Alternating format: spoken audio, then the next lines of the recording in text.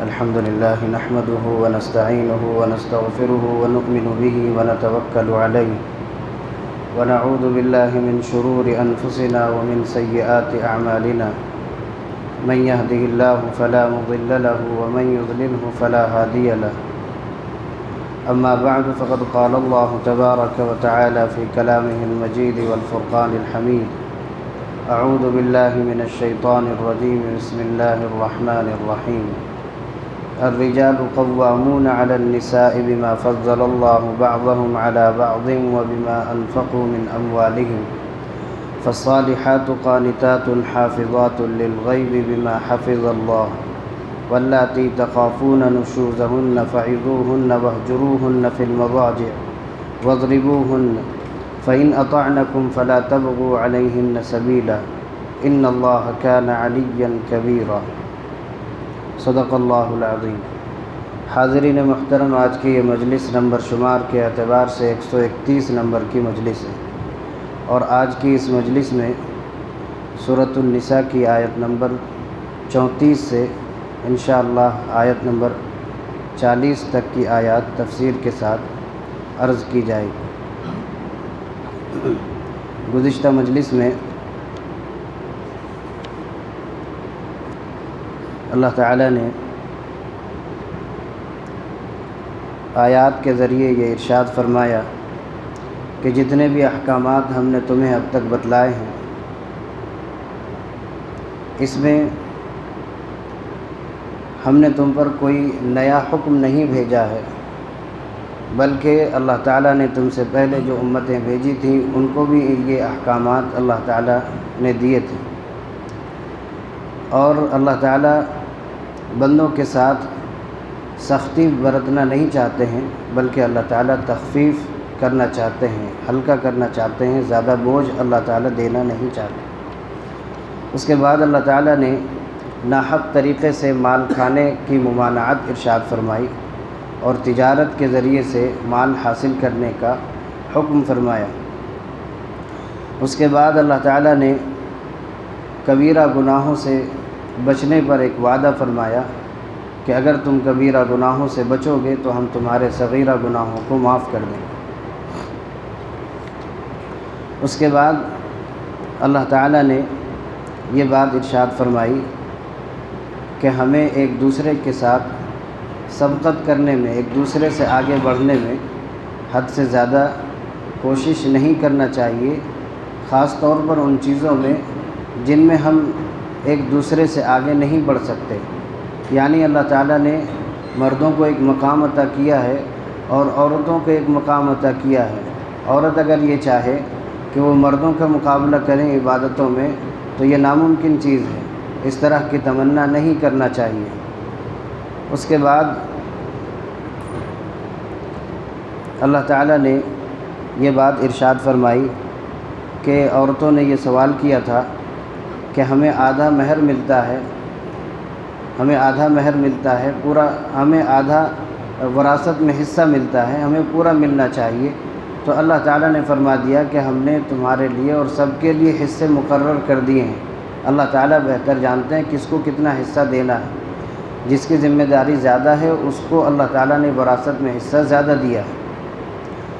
آج کی جو آیت میں نے آپ کے سامنے پڑھی ہے یہ بہت ہی اہم آیت ہے جو مردوں سے متعلق ہے.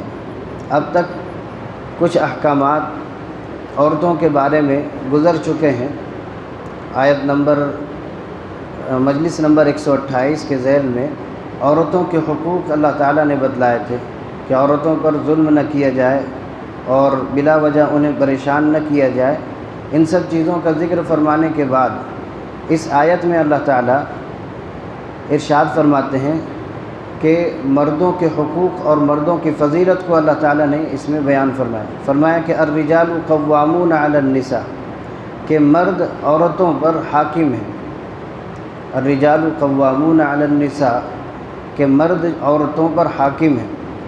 قوام عربی زبان میں اس شخص کو کہا جاتا ہے جس کے ذمے کوئی کام چلاتا ہو، جو کسی کام کی نگرانی کرتا ہو، جس کے ذمے ماتحتی میں کچھ لوگ کام کرتے ہوں، تو جس کے ماتحت لوگ کام کرتے ہیں اس کو قوام کہا جاتا ہے. چونکہ مرد بھی اپنے گھر کا سارا نظام چلانے والا ہوتا ہے، اس لیے مرد کو قوام کہا کہ وہ حاکم ہے۔ تفسیر ابن کثیر میں قوام کا جو ترجمہ کیا ہے تو انہوں نے لکھا ہے کہ ہوا رئیسھا۔ قوام کا مطلب یہ ہے کہ مرد عورت کا سردار ہوتا ہے، جیسے کسی قوم کا سردار ہوا کرتا ہے، اسی طرح عورت کا سردار اس کا مرد ہوتا ہے، اس کا شوہر ہوتا ہے۔ وہ کبیرھا، اور اس کا بڑا ہوتا ہے، یعنی اب عورت اس کے ماتحت ہے، وہ اس کا بڑا ہے، عورت بڑی نہیں ہے۔ مقام اور مرتبے کے اعتبار سے مرد کا مقام بڑھا ہوا ہے۔ والحاکم علیہا، اور فرمایا کہ صرف بڑا ہی نہیں بلکہ اس کے اوپر حاکم بھی ہے، اس پر حکم کر سکتا ہے۔ فرمایا ومؤدبھا، اور اگر کوئی عورت سے غلطی ہو جائے تو اس کو اس کی تعدیب کر سکتا ہے، اس کو بتلا سکتا ہے کہ تم سے یہ غلطی ہوئی ہے، اس کے طریقے کیا کیا ہیں وہ اپنائے جا سکتے ہیں، سمجھا سکتا ہے، اور بھی طریقے اللہ تعالیٰ نے آگے اس کا ذکر فرمایا۔ تو یہ قوام کا ترجمہ ہے کہ مرد عورتوں پر قوام ہے، یعنی نگراں ہے، محافظ ہے، سردار ہے، بڑا ہے، حاکم ہے، اس کی تربیت کرنے والا ہے، یہ سب اس کے معنی ہے۔ فرمایا کہ بما فضل اللہ بعضهم علی بعض، یہاں اللہ تعالیٰ نے دو وجہ بیان فرمائی ہے مرد کے قوام ہونے کی، بڑا ہونے کی، حاکم ہونے کی دو وجہ بیان فرمائی ہے۔ فرمایا کہ ایک تو یہ ہے کہ بما فضل اللہ بعضهم علی بعض، اس لیے کہ اللہ نے ہی بعض کو بعض پر فضیلت دی ہے۔ اللہ تعالیٰ نے ایک مقام رکھا ہے، کسی کو کچھ درجہ دیا، کسی کو کچھ درجہ دیا۔ انبیاء کرام علیہم الصلاۃ والسلام کو بھیجا اور انبیاء کرام علیہم الصلاۃ والسلام کے درمیان فرق مراتب فرمایا، سب کے مقام کو الگ الگ رکھا۔ فرمایا تلک الرسل فضلنا بعضهم علی بعض، انبیاء اور رسول کے بارے میں فرمایا کہ یہ جو رسول ہیں ان میں سے ہم نے بعض کو بعض پر فضیلت دی ہے۔ تو تمام انبیاء کا درجہ آپس میں مختلف ہے، تو اسی طرح اللہ تعالیٰ نے بعض کو بعض پر فضیلت دی ہے، یعنی مرد کو عورت پر فضیلت دی ہے۔ تو فضیلت کی بنیاد کیا ہے؟ فضیلت کی بنیاد یہ ہے کہ مرد ہوتا ہے کامل العقل، اس کی عقل مضبوط ہوتی ہے، اس کے ارادے مضبوط ہوتے ہیں، اس کے فیصلے مضبوط ہوتے ہیں، صاحب الرائے مرد ہوتا ہے۔ اس کے بالمقابل عورتیں ناقص العقل ہوتی ہیں، حدیث میں اس کو خود ارشاد فرمایا، اور ناقصات الدین کہا کہ دین میں بھی ان کا نقص ہے، کمی ہے، کہ ان کی نمازیں کم ہیں۔ مثال کے طور پر مہینے میں جو نمازیں ان کی خود کم ہیں، تو دین کے اعتبار سے بھی کمزور ہیں اور دنیا کے عقل کے اعتبار سے بھی کمزور۔ ظاہر ہے کہ جو طاقتور ہوتا ہے وہ حاکم ہوتا ہے، نہ کہ جو کمزور ہوتا ہے۔ تو اس لیے یہ مرد بمقابل عورت کے یہ زیادہ طاقت والا ہے، قوت والا ہے، صاحب الرائے ہے، عقل والا ہے، اس وجہ سے اللہ تعالیٰ نے اس کو عورت پر فضیلت عطا فرمائی ہے۔ اللہ تعالیٰ نے دوسرے پارے میں ارشاد فرمایا وَلِلرِّجَالِ عَلَيْهِنَّ دَرَجَةٌ، مردوں کا عورتوں پر ایک گنا درجہ ہے، بڑھا ہوا ہے، یعنی مرد اور عورتوں کے حقوق آپس میں برابر ضرور ہیں، لیکن مرد کا درجہ بمقابل عورت کے بڑھا ہوا ہے۔ تفسیر ابن کثیر میں لکھا ہے کہ مرد کا درجہ کیوں بڑھا ہوا ہے، تو فرمایا کہ لِأَنَّ الرِّجَالَ أَفْضَلُ مِنَ النِّسَاءِ، اس لیے کہ مرد عورتوں سے افضل ہے۔ کیوں افضل ہے؟ فرمایا وَالرَّجُلُ خَيْرٌ مِّنَ الْمَرْأَةِ، مرد عورت سے بہتر ہے۔ کس اعتبار سے؟ فرمایا وَلِهَذَا كَانَتِ النُّبُوَّةُ مُخْتَصَّةٌ بِالرِّجَالِ، اسی وجہ سے، یعنی مرد کے افضل اور صحیح اور بڑا ہونے کی وجہ سے نبوت جیسا اہم کام یہ کس کے سپرد کیا؟ مردوں کے سپرد کیا۔ دنیا میں آج تک کوئی عورت نبی بن کر کے نہیں آئی، ولیہ بن کے آئی ہے، پاک دامن پاک باز عورتیں ہوئی ہیں جن کے تذکرے اللہ تعالیٰ نے قرآن میں فرمائے ہیں، لیکن اللہ تعالیٰ نے ان برگزیدہ عورتوں کو بھی نبوت سے نہیں نوازا۔ اس لیے کہ نبوت یہ جو کام ہے یہ مردوں کے بس کا ہے، عورتوں کے بس کا کام نبوت نہیں ہے۔ اس لیے عورتیں کمزور ہیں اور مرد اس سے بڑھا ہوا ہے، افضل بھی ہے، درجے کے اعتبار سے بڑھا ہوا ہے۔ اسی طرح وَكَذَلِكَ الْمُلْكُ الْأَعْظَمُ، اور فرمایا کہ جو ملک کے چلانے کی جو ذمہ داری ہے وہ مردوں سے متعلق ہے، عورتوں سے متعلق نہیں ہے۔ یہ شریعت کا قانون ہے کہ عورتیں ملک نہیں چلا سکتی، لیکن دنیا نے اس کو بدل دیا، آج عورتیں بھی حاکم بنی ہوئی ہیں۔ اب ظاہر ہے کہ جب جس قوم کی حکومت کرنے والی عورت ہوگی اس کے فیصلے کیسے ہوں گے؟ اس کے فیصلے بھی ویسے ہی ہوں گے۔ اسی لیے فرمایا نبی کریم صلی اللہ علیہ وسلم نے لَن يُفْلِحْ قَوْمٌ وَلَّوْا أَمْرَهُمْ امْرَأَةً، کہ وہ قوم ہرگز کامیاب نہیں ہو سکتی جس کا امیر عورت ہو، جس کا چلانے والا، جس ملک کو چلانے والا، جس قوم کی رہبری کرنے والی عورت ہو، وہ قوم کبھی کامیاب نہیں ہو سکتی۔ یہ ہمارے آقا صلی اللہ علیہ وسلم کا ارشاد ہے، اور دنیا دیکھ رہی ہے۔ عورتوں کو برابر صف میں کھڑے کرنے کی ساری کوششیں ہو رہی ہیں، حقوق کے نام پر ان کی عزتوں پر داغ لگایا جا رہا ہے۔ یہ سب کچھ ایک طرف یہ اسی وجہ سے کہ مردوں کے برابر کھڑے کرنے کی کوشش ہو رہی ہے، لیکن وہ حقوق ان کو نہیں مل رہے ہیں جو شریعت نے دیا ہے، جو اسلام نے دیا ہے، بلکہ ان کے حقوق کے نام پر ان کی بے عزتی اور ان کے عزتوں کو اچھالا جاتا ہے۔ اللہ نے فرمایا کہ وَلَهُنَّ مِثْلُ الَّذِي عَلَيْهِنَّ بِالْمَعْرُوفِ، کہ عورتوں کے بھی وہی حقوق ہیں جو مردوں کے حقوق ہیں، یعنی مردوں کے حقوق عورتوں پر ہیں، عورتوں کے حقوق مردوں پر ہیں، دونوں کے حقوق برابر ہیں۔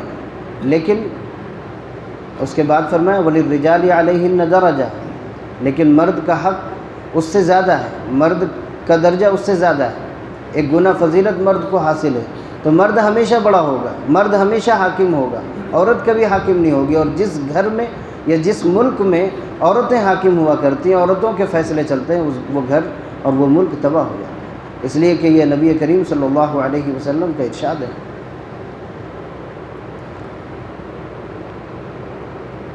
اگر عورتوں کو مردوں کے برابر درجہ دے دیا جائے اور یہ کہا جائے کہ مرد بھی حاکم ہے اور عورت بھی حاکم ہے، تو دونوں حکومت چلائیں گے کس پر؟ ایک دوسرے پر، اور پھر کیا ہوگا؟ ایک ملک میں دو وزیر اعظم نہیں ہو سکتے، تو ایک گھر میں دو بڑے کیسے ہو سکتے؟ کوئی ایک حاکم ہوگا۔ تو فرمایا کہ مرد کا درجہ بڑھا ہوا ہے، کس وجہ سے؟ کہ اللہ تعالیٰ نے فضیلت عطا فرمائی، اور فرمایا وَبِمَا أَنفَقُوا مِنْ أَمْوَالِهِمْ، اور اس وجہ سے کہ وہ اپنے مال خرچ کرتے ہیں۔ مرد جو ہے عورتوں پر، بچوں پر اپنا مال خرچ کرتے ہیں، یعنی مردوں پر عورتوں کی اور گھر کی ساری ذمہ داری مردوں پر ہے۔ اب ظاہر ہے کہ جس کے اوپر ذمہ داری سب کی ہے وہی حاکم ہوگا، وہی بڑا ہوگا۔ یہاں ایک بات یہ بھی سمجھنے کی، اللہ تعالیٰ نے یہ فرمایا کہ مرد خرچ کرتے ہیں، حق یہی ہے کہ مرد خرچ کرے عورتوں پر، یہ نہیں کہ عورتیں مرد پر خرچ کریں، کہ عورتوں کو کمانے کے لیے دے دیا جائے، ان کو پڑھایا لکھایا جائے اس لیے تاکہ یہ نوکری کریں، یہ جاب کریں، یہ سب کریں۔ یہ عورتوں کا کام ہی نہیں ہے۔ عورتوں کا کام تو گھر کے نظام کو سنبھالنا ہے، بچوں کی تربیت کرنا ہے، ان کی آخرت کی فکر کرنا ہے، ان کی دنیا کو بنانا ہے، عورتوں کا کام ہے۔ یہاں تو اللہ نے فرمایا نا کہ یہ مرد خرچ کرتے ہیں، عورتیں خرچ نہیں کرتی، یہ نہیں فرمایا۔ اور اگر جہاں عورتیں خرچ کرتی ہوں اس گھر کا نظام کیا ہوگا؟ کون حاکم ہوگا اس گھر میں؟ جو خرچ کرتا ہوگا۔ یہ تو قرآن کہہ رہا ہے نا کہ مرد خرچ کرتے ہیں اس لیے یہ قوام ہیں، ان کے اوپر نگراں ہیں، حاکم ہیں۔ اگر اس کے بالمقابل عورتیں خرچ کرنے لگیں تو عورتیں حاکم بن جائیں گی، اور جب عورتیں حاکم بن جائیں گی تو گھر کا نظام کیسے چلے گا؟ اسی طرح ہوگا کہ مرد کیا کرے گا؟ ہر بات میں ہاں، غلط میں بھی ہاں، صحیح میں بھی ہاں، اس لیے کہ اس کے ہاتھ میں تو کچھ نہیں ہے۔ وہ خود دوسرے کی کمائی کھا رہا ہے تو وہ اس کی ماتحتی میں ہی چلے گا۔ تو اللہ نے یہاں مردوں کی فضیلت دو بنیاد پر فرمائی کہ اللہ نے اس کو فضیلت دی ہے، اور دوسری بات یہ کہ یہ خود خرچ کرتا ہے، تو جو خرچ کرتا ہے وہی قوام ہوگا، وہی ان کا سربراہ ہوگا، ان کا حاکم ہوگا۔ اور اگر عورتوں کے ذمے خرچ ہوگا، عورتیں گھر کا خرچ اٹھائیں گی تو پھر عورتیں سردار بن جائیں گی، اور اس کا نقصان ہوگا کہ وہ گھر کبھی کامیاب نہیں ہوگا۔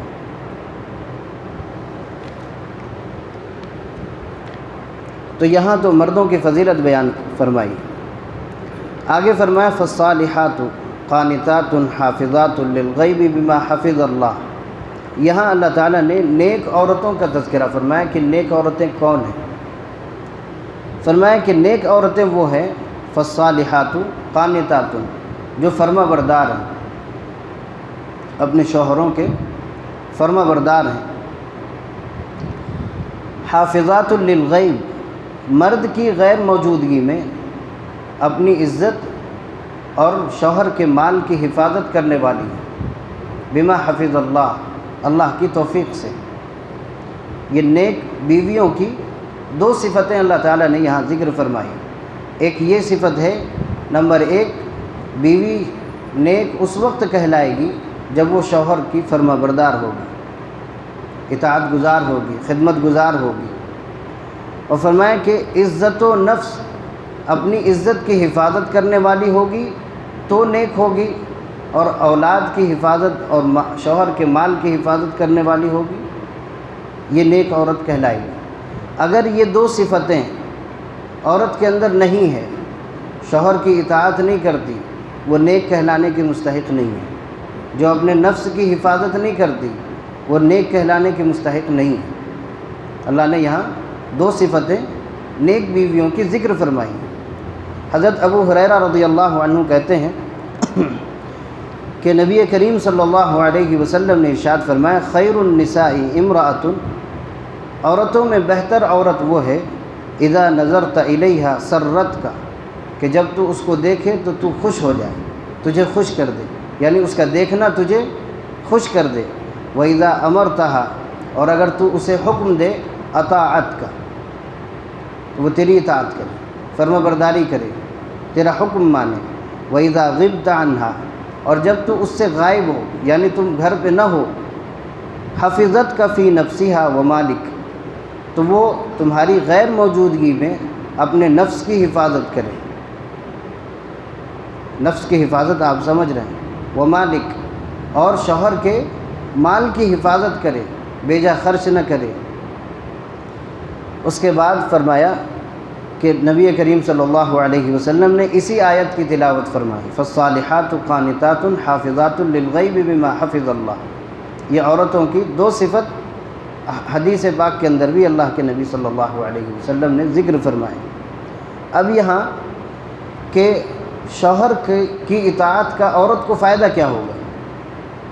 دنیا کے اعتبار سے تو فائدہ یہ ہوگا کہ گھر کا نظام صحیح چلے گا۔ آخرت میں کیا فائدہ ہوگا؟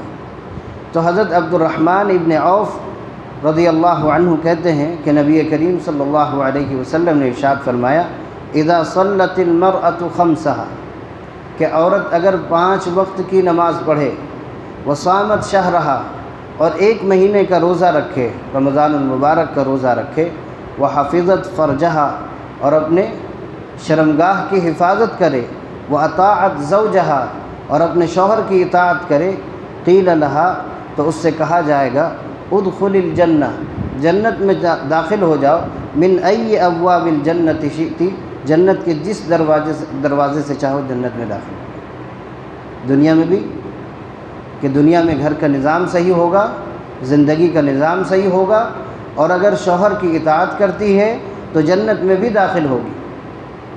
یہ شوہر کی اطاعت کا فائدہ ہے۔ ان ساری چیزوں سے یہ بات سمجھ آتی ہے کہ شوہر یہ مرد ہوتا ہے تو مرد افضل ہے، چونکہ عورتوں کو اس کی اطاعت کا حکم دیا، اور اس کی مرد کی اطاعت شوہر کی اطاعت پر جنت میں داخل ہونے کا ذریعہ بتلایا اس نے۔ معلوم ہوا کہ مرد عورت سے درجے کے اعتبار سے بڑھا ہوا ہے۔ آگے فرمایا واللاتی تخافون نشوزہن، یہاں سے نیک بیویوں کا ذکر فرمانے کے بعد فرمایا کہ اگر ان عورتوں سے، یعنی جو تمہاری بیویاں ہیں، ان سے تمہیں نافرمانی کا اندیشہ ہو، اس بات کا اندیشہ ہو کہ وہ تمہاری نافرمانی کریں گی، تو قرآن پاک نے شوہر کو چند باتوں کی نصیحت کی کہ تمہیں کیا کرنا ہے۔ جب بیوی تمہاری نافرمان ہو جائے تو تمہیں کیا راستہ اختیار کرنا ہے؟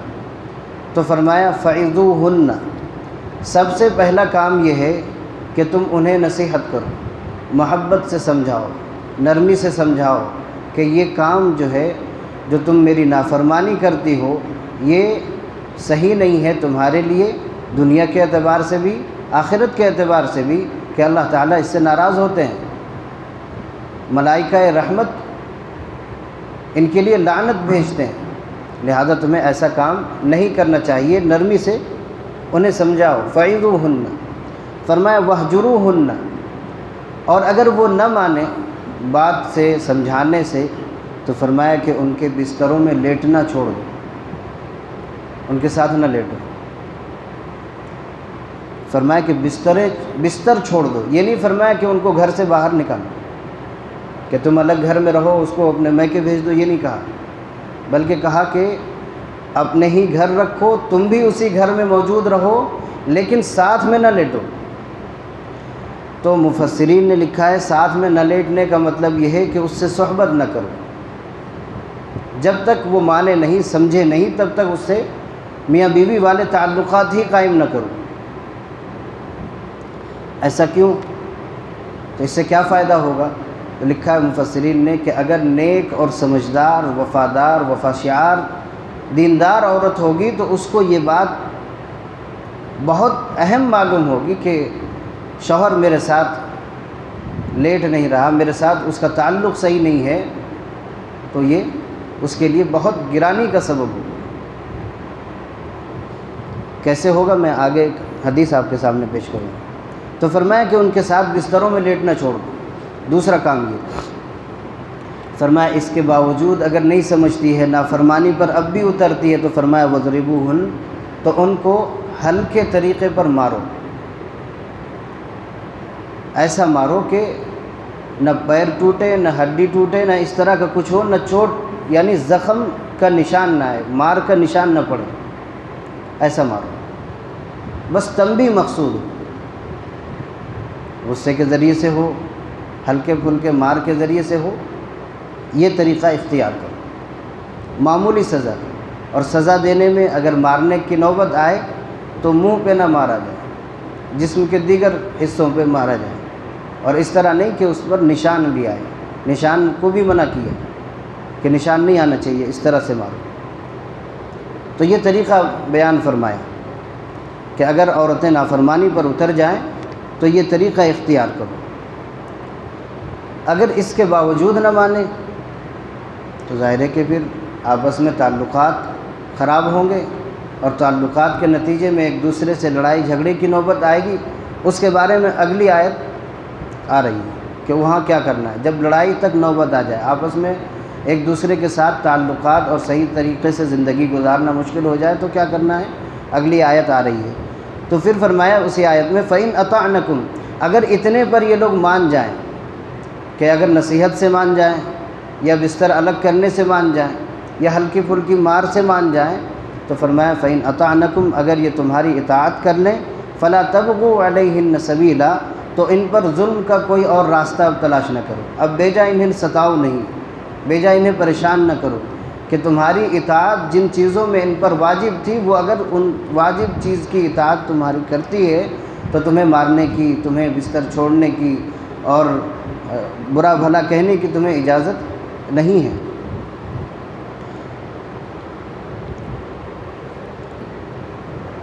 اطاعت، شوہر کی اطاعت کا جو حکم ہے وہ آپ نے اس سے پہلے بھی سنا ہوگا،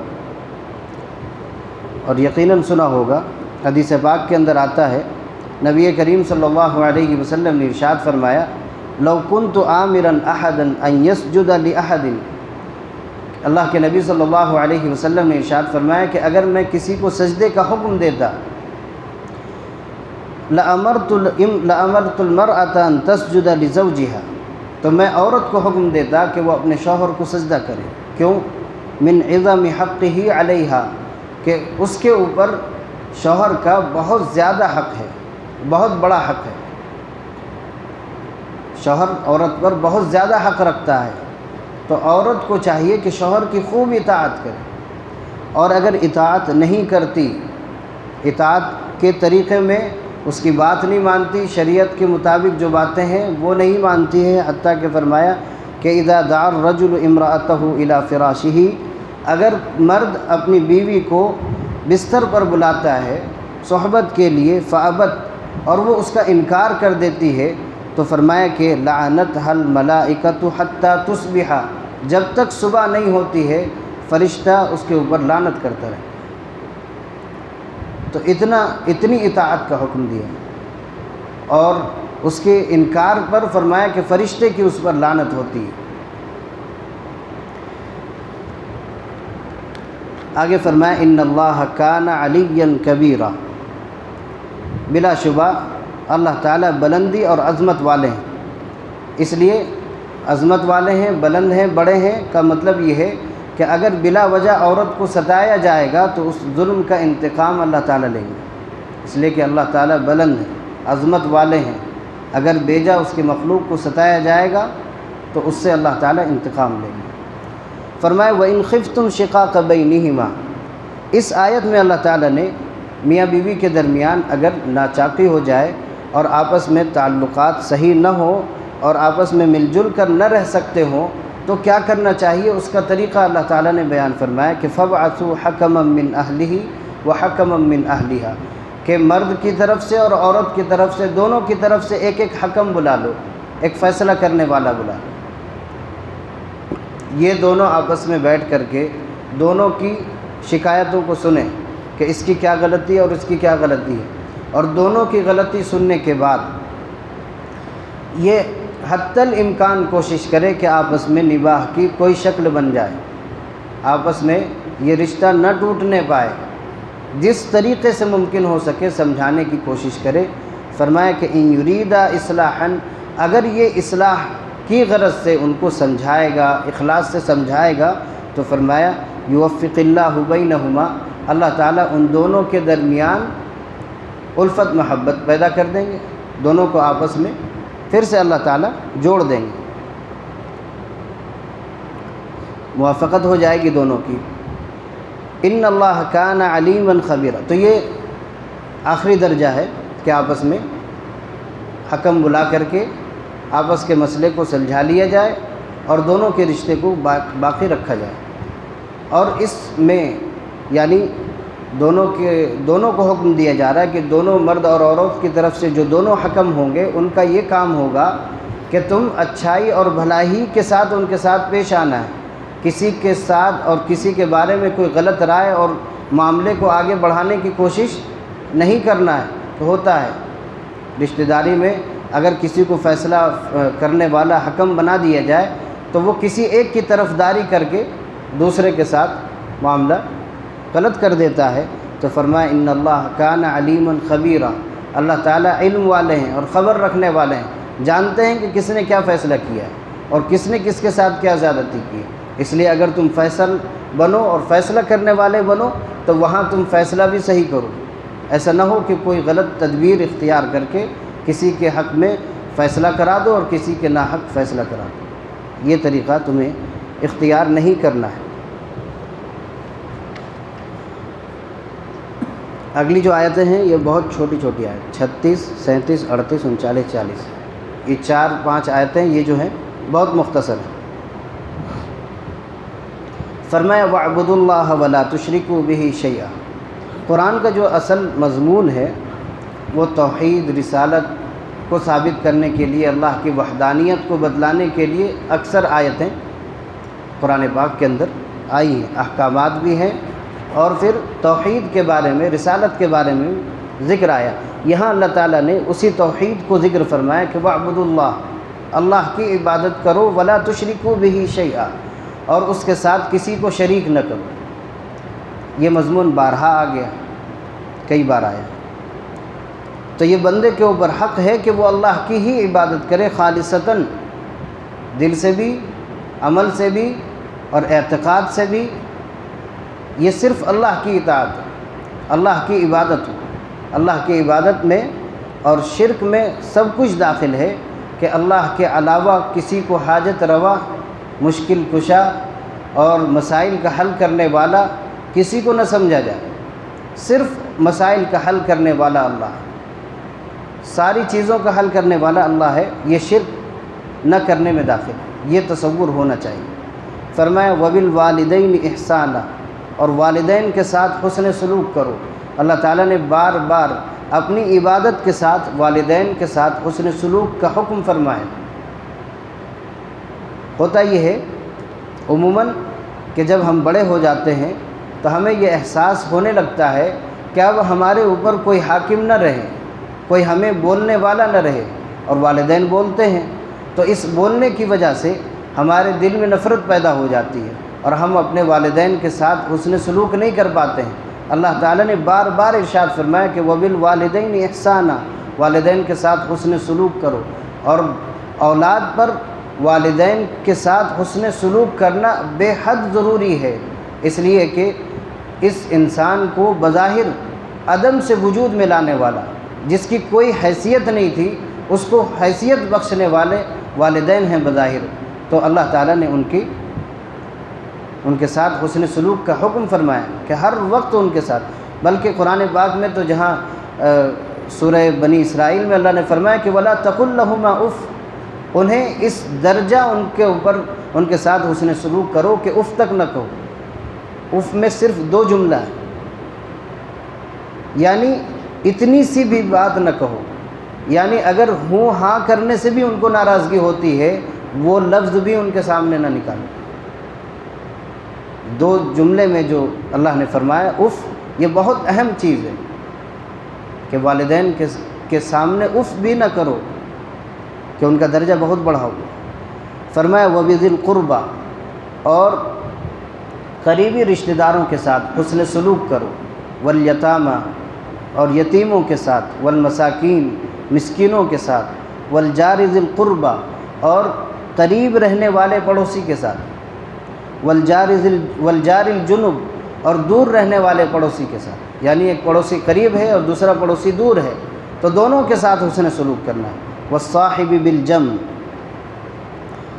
اور پاس بیٹھنے والے کے ساتھ، کہ جو وقتی طور پر ہمارے ساتھ تھوڑی دیر کے لیے ہو جاتے ہیں، ان کے ساتھ بھی حسن سلوک کرنا ہے۔ مثال کے طور پر ہم سفر میں ہیں تو سفر میں جو ہمارے ساتھی بن جاتے ہیں ان کو والصاحب بالجنب کہا، جو تمہارے بازو میں بیٹھنے والے، جو تمہارے ساتھ بیٹھنے والے ہیں، ان کے ساتھ حسن سلوک کرو۔ وابن السبیل، اور مسافر کے ساتھ، وما ملکت ایمانکم، اور غلاموں اور باندیوں کے ساتھ، ان سب کے ساتھ حسن سلوک کرو۔ حسن سلوک کے اندر بہت کچھ آتا ہے، اور یہاں حسن سلوک کے اندر ان کے اوپر خرچ کرنا بھی آتا ہے، ان کے اوپر خرچ کرنا بھی آتا ہے۔ اخلاق سے پیش آنا تو یہ تو ہے ہی، اگر انہیں ضرورت ہے، یتیم کو، مسکین کو، پڑوسی کو، مسافر کو ضرورت ہے تو ان کی مالی اعانت اور مالی مدد کرنا بھی تمہارے ذمہ ہے، یہ حسن سلوک کے اندر آتا ہے۔ فرمایا ان اللہ لا يحب من کان مختالا فخورا، اللہ تعالیٰ اس شخص کو پسند نہیں فرماتے ہیں جو شیخی بگارنے والا ہو، اترانے والا ہو، اس کو پسند نہیں کرتے۔ یعنی یتیموں اور مسکینوں کی مدد کون نہیں کرتا ہے، ان کے ساتھ اٹھنا بیٹھنا کون نہیں چاہتا ہے؟ وہی جس کے اندر تکبر ہے۔ غریبوں کے ساتھ رہنا اس شخص کو پسند نہیں جس کے اندر تکبر ہے، وہ اپنے آپ کو بڑا سمجھتا ہے کہ مجھے اللہ نے مال دے رکھا ہے، میری حیثیت الگ ہے، اس کی حیثیت الگ ہے، میں اس کے ساتھ بیٹھوں گا تو میری عزت میں کمی آ جائے گی، اسی کا نام تکبر ہے۔ تو فرمایا کہ اللہ تعالیٰ تکبر کرنے والے کو پسند نہیں کرتے، یعنی اس لیے خرچ نہیں کرتا کہ یہ ہمارے درجے کا نہیں ہے، ہمارے برابر کا ہوگا ہم اس کو دعوت دیں گے۔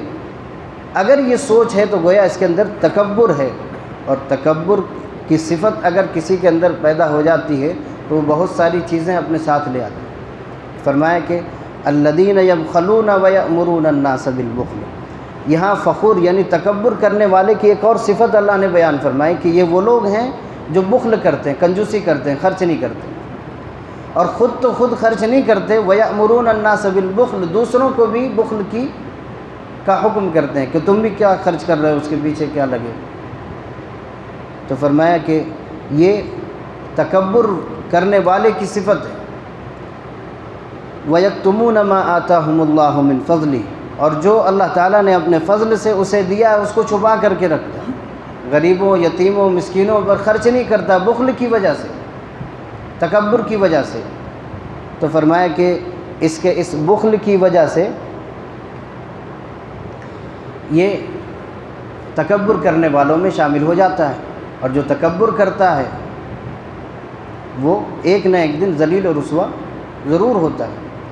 آگے بیچ میں فرمایا وَأَعْتَدْنَا لِلْكَافِرِينَ عَذَابًا مُهِينًا، ہم نے کافروں کے لیے رسوا کن عذاب تیار کر رکھا کہ کافروں کو رسوا کرنے والا عذاب قیامت میں ملے گا۔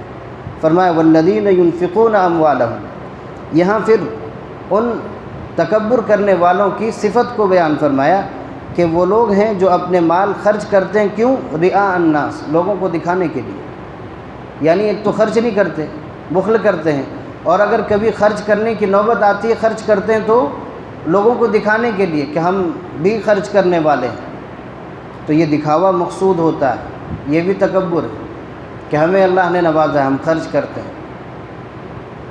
فرمایا وَلَا يُؤْمِنُونَ بِاللَّهِ وَلَا بِالْيَوْمِ الْآخِرِ، یہ لوگ نہ اللہ پر ایمان رکھتے ہیں اور نہ یوم آخرت کے دن پر ایمان رکھتے ہیں۔